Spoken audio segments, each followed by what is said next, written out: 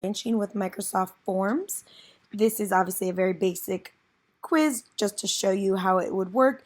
I've broken them up into sections so that students, when they see the first one, they only see the addition problem.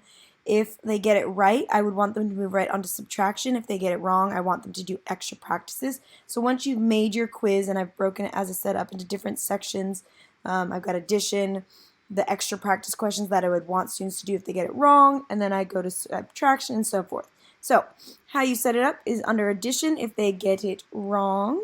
So any of the non-right answers, what I'll do is I'll come down to these three little dots and I'm going to choose add branching.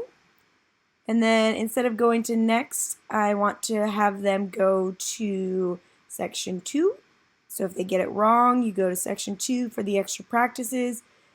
If you get it right, I want you to go to section 3 because you got it right and you're ready for that. Same thing if I come down here, and you don't have to re-click it if you are still in branching.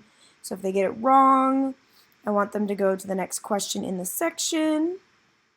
Obviously, if they get it right, I'm letting them jump down to subtraction. So if they get it right, they get to move on. But if they get it wrong, they are still moving their way through the ones in the current section.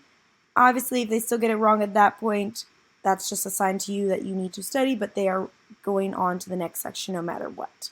So everyone, whether it's right or wrong, will go to subtraction. Now, in theory, you can make a lot more questions and make them keep going through addition, but for us, we are going to go from there. Same thing, subtraction. If they get it wrong, you are going to subtraction. I labeled mine part 2. You could say remediation, you could say extra practice, whatever you're comfortable with your students seeing. I just thought part 2 would be less scary for some of my students, and then I would continue on to multiplication, and I'm going to continue this process for all of the questions. Let me just real quick finish up subtraction, and then I'll show you what it looks like on the student's end. So if they get it wrong, we are going to the next question in this section.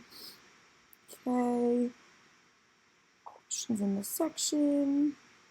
And then if they get it right, they're going on to multiplication. So let's just leave it at that for the moment. I know I didn't get through all of it, but I'm going to hit back. And then let's preview this. So if a student does this, let's say they get this first question wrong.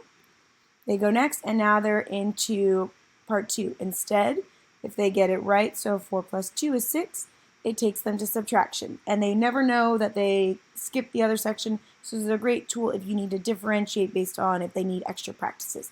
Hope that helped.